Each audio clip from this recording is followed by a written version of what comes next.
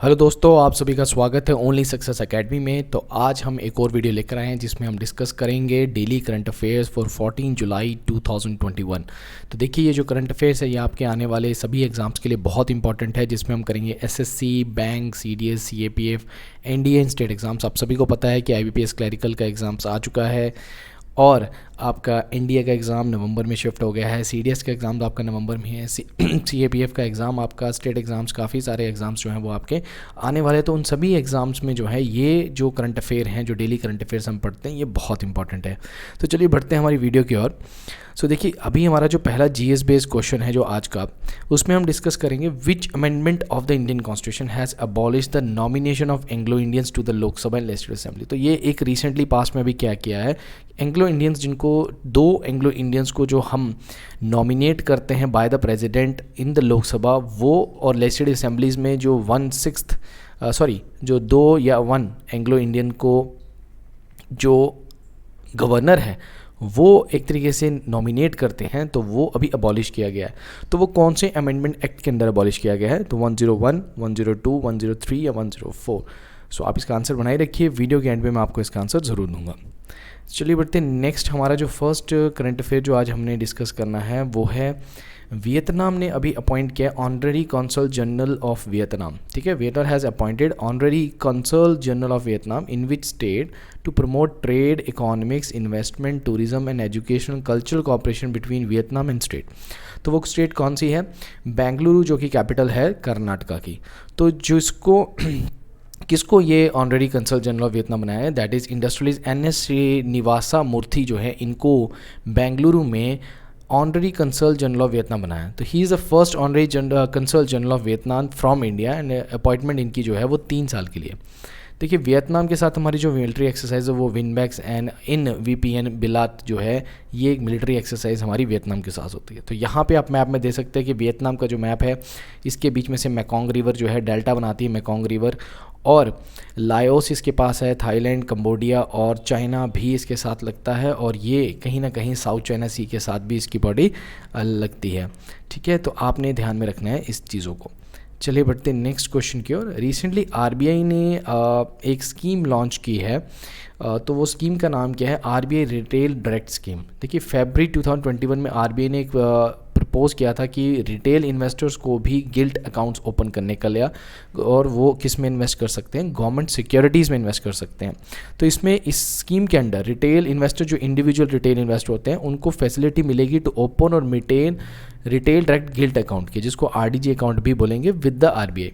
अब देखो, retail investors होते कौन है? They are non professional investor जो कि बाय करते हैं और सेल करते हैं सिक्योरिटीज़ या फंड्स को। ठीक है, तो अब एक्चुअल में गिल्ट अकाउंट है क्या? कि इसमें आप बैंक अकाउंट होगा आपका, बट इसमें except the account is debited और credit only with the treasury bills, या फिर गवर्नमेंट सिक्योरिटीज़ को आप मनी की जगह आप क्या क्रेडिट और डेबिट करेंगे? गवर्नमेंट सिक्योरिटी या ट्रेजरी बिल्स। तो गवर्नमेंट सिक्योरिटी मार्केट जो है मेनली जो डोमिनेट की जा रही है अभी, वो बैंक्स या म्यूचुअल फंड या इंश्योरेंस कंपनीज के द्वारा किया जा रही है। तो आरबीआई इसको थोड़ा डेमोक्रेटाइज करना चाहता है, और मतलब जो डेब्ट सिक्योरिटीज़ बियॉन्ड द बैंक्स, मतलब जो बैंक्स या जो म्यूचुअल फंड्स रिसोर्सेज हैं उनसे थोड़ा अलग करके इसको ऑल ओवर डेमोक्राइज कर रहा है, और भी पर्सन्स को इसमें इन्वॉल्व कर रहा है गवर्नमेंट सिक्योरिटीज़ में। अब हम पहले ये देखते हैं कि गवर्नमेंट सिक्योरिटी होती क्या है। देखो, ये एक तरीके का ट्रेड होता है, इंस्ट्रूमेंट जो है गवर्नमेंट यूज़ करती है। जैसे गवर्नमेंट को डेब्ट ऑब्लिगेशंस होती हैं, वो क्या बोलते हैं गवर्नमेंट के सेक्शंस को, तो गवर्नमेंट अपने जो पीएसयूज़ होते हैं या अदर डिफरेंट सेक्टर्स होते हैं उसमें गवर्नमेंट सिक्योरिटीज़ जो है वो बेचती हैं। अब गवर्नमेंट जब गवर्नमेंट सिक्योरिटीज़ देती है तो वो 2 तरीके देती है, एक शॉर्ट टर्म, एक लॉन्ग टर्म। देखिए, शॉर्ट टर्म में जिनको हम बोलते हैं वो ट्रेजरी बिल्स होते हैं, जिनकी मेच्योरिटी 1 साल से कम होती है, या तो 91 डेज़, 180 डेज़ या 364 डेज़ होती है। और लॉन्ग टर्म के लिए जो होती हैं उनको हम बॉन्ड्स बोलते हैं, जैसे कि गवर्नमेंट बॉन्ड्स या डेटेड सिक्योरिटीज़, जिनका 1 साल से ज़्यादा का टेन्योर होता है या टाइम पीरियड होता है। तो सेंट्रल गवर्नमेंट जो होती है वो ट्रेजरी बिल्स या फिर बॉन्ड्स इशू करती है, और जो स्टेट गवर्नमेंट होती है वो सिर्फ बॉन्ड और डेटेड सिक्योरिटीज़ को ही क्या करती है? इशू करती है। तो government securities practically no risk default है, hence it is also called as risk free gilt edge instruments. तो ये आपने ध्यान में रखना है। चलिए बढ़ते हैं नेक्स्ट क्वेश्चन की ओर। सो अभी रिसेंटली कौन सी स्टेट ने देखो डेवलप किया टाइगर कॉरिडोर, जिसमें 3 टाइगर रिजर्व्स को कनेक्ट किया गया है, जैसे Ramgarh tiger reserve, Ranthambore tiger reserve या मुकुंद्र हिल्स टाइगर रिजर्व। तो वो कौन सी स्टेट है? That is Rajasthan. तो राजस्थान ने अभी क्या किया कि 3 हमारे टाइगर रिजर्व्स को क्या किया, एक कॉरिडोर बनाया है, कनेक्ट किया है इनको। ये कॉरिडोर एक्चुअल में क्या है कि सेफ पैसे जो एनिमल्स जो हैं जो डिफरेंट हैबिटेट्स के हैं, आइसोलेट हैबिटेट्स हैं, वो क्या कर सके आपस में क्या होते हैं, सेफ पैसेज दिए हैं ताकि कोई भी कॉन्फ्लिक्ट ना क्रिएट हो। तो अदर प्रोटेक्टेड एरियाज़ भी है राजस्थान में, जैसे डेजर्ट नेशनल पार्क भी जैसलमेर में है, किलाडियो नेशनल पार्क है, साजनगढ़ वाइल्ड लाइफ सेंचुरी और नेशनल चंबल सेंचुरी भी है, जो कि एक तरीके से ट्रांजैक्शन है बिटवीन राजस्थान, मध्य प्रदेश एंड उत्तर प्रदेश। ठीक है, चलिए बढ़ते हैं नेक्स्ट क्वेश्चन की ओर। विच यूटी, अभी कौन सी ऐसी यूटी है हमारी, टोटल हमारी 8 यूटीज़ हैं, उनमें से कौन सी यूटी है जिसने सभी रेजिडेंट्स और जो गेस्ट वगैरह वहाँ पे जो भी हैं उनको वैक्सीनेट किया, मतलब first dose of Covid vaccine दिया है? तो वो आंसर है लद्दाख। सो लद्दाख एक्चुअल में तिब्बतन ऑटोनोमस रीजन है, ईस्ट में, हिमाचल प्रदेश साउथ में लगता है, जम्मू एंड कश्मीर इसके साथ यूटी लगती है, गिलगित बल्टिस्तान जो है वो लगता है पीओके वाला साइड, एंड चाइना की जिंगजियांग इसके साथ कराकोरम पास जो है, नॉर्थ में कराकोरम पास है, उसके थ्रू जिंगजियांग जो है वो इसके साथ कनेक्टेड है। तो लद्दाख जो मेनली है एक्सटेंड करता है सियाचिन ग्लेशियर से in Karakoram range to north to main great Himalayas in the south. तो ईस्टर्न एंड जो है इसका यूटी में अनइनहेबिटेड अक्साई चेन है। देखिए आप अगर इंडिया को इस तरीके से देखते हैं, ये जम्मू एंड कश्मीर देखते हैं, तो ये वाला एरिया जो है इतना सा ये पीओके है, थोड़ा सा मैंने यहाँ बना दिया, ये इस तरीके से है। ठीक है, ये वाला एरिया इंडिया के अंडर है, और ये वाला जो एरिया ये अक्साई चीन है, जो कि चाइना ने हमसे छीना था 1962 के बाद। ठीक है, तो ये तब से चाइना का कंट्रोल है यहाँ पे। ये वाला रीजन जो है अभी इंडियन कंट्रोल में है, बट ऑल ओवर हम इसी को इंक्लूड करते हैं कि दिस इज़ ऑल इंडिया। ठीक है, आगे बढ़ते हैं। National asset reconstruction company NARC, जिसको हम एक तरीके से क्या और नाम से भी जानते हैं, इसको हम बोलते हैं बैड बैंक। तो RBI ने, अगर आप न्यूज़ पढ़ते हैं तो RBI ने बोला था कि वो एक बैड बैंक बनाने जा रहा है, जिसमें जितने भी हमारे स्ट्रेस्ड एसेट्स हैं या फिर NPAs हैं या फिर बैड लोन्स हैं जो कि बाकी बैंक्स नहीं रिकवर कर पा रहे, फिर उनको यहाँ पे शिफ्ट करके एक तरीके से रिकवर किया जाएगा। तो उसका नाम क्या रखा है? नेशनल एसेट रिकंस्ट्रक्शन कंपनी, जो कि कहाँ खोली गई है? मुंबई में, जिसको बैड बैंक भी कहा जाता है। तो इसके पहले हेड कौन बने, ये आपने मुझे ज़रूर कमेंट सेक्शन में बताना है कि इसके पहले हेड कौन बने हैं। चलिए, which state had maximum death due to the lightning strike. देखो अभी एक रिपोर्ट आई है, India second annual reporting lightning report आई है, जिसमें ये पब्लिश किया गया कि इंडिया में सबसे ज़्यादा जो बिगेस्ट कॉज ऑफ डेथ है वो नेचर का, वो लाइटनिंग की वजह से हुआ है। तो सबसे ज़्यादा डेथ जो हो रही हैं वो बिहार में हो रही है, देन उसके बाद हो रही हैं उत्तर प्रदेश में, मतलब 238 डेथ्स हो चुकी हैं।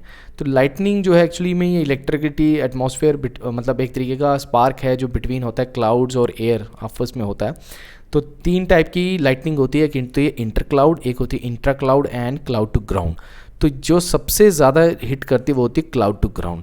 आपने कई सारी वीडियोस भी देखी होंगी जिसमें मेनली कहा जाता है कि पेड़ के नीचे आपने नहीं खड़े होना है जब लाइटनिंग होती है, या लाइटनिंग की तरफ कोई नुकीली चीज़ फोकस नहीं करनी है ताकि वो लाइटनिंग आपको हिट ना करे। There are so many things, but lightning जो है वो एक तरीका कंसर्न बन चुका है गवर्नमेंट का। ड्यू टू ग्लोबल वार्मिंग भी बहुत सारी चीज़ें हो रही हैं। पंजाब रीजन में 330% कहा जा रहा है कि आपकी लाइटनिंग के केसेस और थंडरस्टॉर्म के केसेस बढ़ चुके हैं। तो ये एक तरीके की बहुत सीरियस कंसर्न है। चलिए बढ़ते हैं हमारी नेक्स्ट में। Who will be the new prime minister of Nepal. जो प्रेसिडेंट है वहाँ की विद्यादेवी भंडारी, और उन्होंने लोकसभा की वहाँ की जो असेंबली थी, पार्लियामेंट थी, उसको भंग कर दिया गया, और सुप्रीम कोर्ट ने भी ऑर्डर दिया कि 2 दिन के अंदर नए प्राइम मिनिस्टर बनाया जाए। वो कौन है? शेर बहादुर देउबा।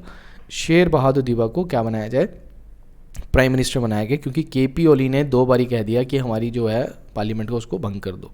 तो देखो ये नेपाल है, नेपाल के साथ आप देखो ये चाइना का तिब्बत लगता है, इधर से यूपी लगता है, यहाँ पे हमारा UK मतलब उत्तराखंड लगता है, देन यहाँ हमारा है बिहार, देन वेस्ट बंगाल, और ये पार्ट लगता है सिक्किम का। तो ये हमारी स्टेट्स हैं जो कि नेपाल के साथ आसपास लगती हैं। चलिए बढ़ते हैं यहाँ से। नेक्स्ट है क्वेश्चन हमारा, नेक्स्ट है यहाँ पे, who was born the European championship. Euro cup किसने जीता अभी इंग्लैंड को हरा के? That is Italy. आप सभी को पता है कि इटली ने वेम्बल्डी स्टेडियम में फर्स्ट टाइम अपना आफ्टर 1968 कोई टाइटल जीता, मतलब यूरो कप जीता है। ठीक है, और इंग्लैंड का सपना ही रह गया फिर से, क्योंकि इंग्लैंड ने अभी तक कोई भी इंटरनेशनल ट्रॉफी वर्ल्ड कप के बाद यूरोपियन चैंपियनशिप नहीं जीती है। तो ये फर्स्ट मेजर इंटरनेशनल ट्रॉफी है इटली की। सिंस 2006 में उन्होंने फ्रांस को हरा के जो वर्ल्ड कप जीता था, उसके बाद इनकी ये ट्रॉफी है जो इन्होंने जीती है। और गोल्डन बूट का अवार्ड जो दिया है ये पुर्तगाल के जो क्रिस्टियानो रोनाल्डो है, इनको क्या दिया गोल्डन बूट का। इनके टोटल 4 मैच ही खेले इन्होंने, बट इनके सबसे ज़्यादा गोल थे, कितने थे? 5 गोल्स इनके थे, तो इसलिए इनको गोल्डन बूट का अवार्ड दिया गया है। ठीक है, चलिए बढ़ते हैं आगे। Which state will organize the Khelo India. Khelo India जो कि अंडर यूथ गेम्स लिखा हुआ है तो अंडर 18 होते हैं, जो कि अभी रिसेंटली 2020 में कोविड के चक्करों में नहीं हुआ। तो अब ये हो रहा है, तो ये कहाँ होगा, हरियाणा में होगा। और इसमें कम से कम 85-100 से ज़्यादा प्लेयर जो है पार्टिसिपेट करेंगे। देखो अंडर 18 है, इसलिए गवर्नमेंट ने इस पर ज़्यादा सीरियसनेस दिखाई कि अंडर 18 के बच्चों को इसमें मतलब इस तरीके के इवेंट्स में ना बुलाया जाए, अभी के लिए बंद किया हुआ था। ठीक है, तो खेलो इंडिया यूथ गेम्स कहाँ होने वाली हैं, हरियाणा में होनी चाहिए। चलिए नेक्स्ट है, which state announce to create a new department for indigenous faith and culture. तो अभी रिसेंटली क्या है कि असम गवर्नमेंट जो है उसने क्या किया कि कैबिनेट ने अनाउंस किया है कि एक इंडिपेंडेंट डिपार्टमेंट बन जाएगा कि जो वहाँ की ट्राइबल कम्युनिटीज़ हैं, जो इंडियस कम्युनिटीज़ हैं, जैसे कि बोडोस, राभास, मिशिंग्स, ये वहाँ की ट्राइबल पॉपुलेशन है जिनका अपने यूनिक ट्रेडिशन है, रिलीजियस बिलीव्स हैं, तो उनको एक तरीके का सपोर्ट देना और उनको उनके कल्चर को प्रिजर्व करना। देखो शेड्यूल 6 के अंडर तो वो प्रिजर्व है ही है। शेड्यूल 6 के अंडर जो वहाँ पे असम, मेघालय, त्रिपुरा, मिज़ोरम जो उसमें इंक्लूड होते हैं वो तो है ही हैं, बट एक और चीज़ इसमें है कि अलग से गवर्नमेंट ये एक डिपार्टमेंट बना रही है ताकि इनको प्रिजर्व कर सके। ठीक है, तो which state government decide this, that is Assam. अब आते हैं हमारे जो हमने क्वेश्चन स्टार्टिंग में आपसे पूछा था कि दैट कौन सा अमेंडमेंट एक्ट है जिसके अंडर लोकसभा लेजिस्लेटिव असेंबली में एंग्लो इंडियंस को जो 1952 से देखो रेगुलरली हो रहा था, और हर 10 साल के बाद क्या होता है, आफ्टर एवरी 10 ईयर्स हम क्या रिव्यू करते हैं कि रिजर्वेशन देनी है एंग्लो इंडियंस को, देनी है SC ST को, देनी है कि नहीं देनी है। तो अभी गवर्नमेंट ने 2020 में ये एक्ट लाया है कि 104th अमेंडमेंट एक्ट ये हुआ है जिसमें कहा गया है कि SC और ST को तो रिजर्वेशन मिलेगी in Lok Sabha and legislative assemblies, but 2 Anglo Indians जो हम नॉमिनेट करते था by the president in Lok Sabha and 1 Anglo Indian in the state assemblies, ये अब नहीं होगा अगले 10 साल तक। तो 104 अमेंडमेंट एक्ट के अंदर ये चीज़ बोली गई है। तो आई होप आपको ये बातें क्लियर हो गई होंगी एंड आई होप आपको आज का लेक्चर बहुत ही एक तरीके से अच्छा लगा होगा, आपके लिए वैल्यूएबल होगा, आपके एग्जाम्स के लिए पॉइंट ऑफ व्यू के से भी सही होगा।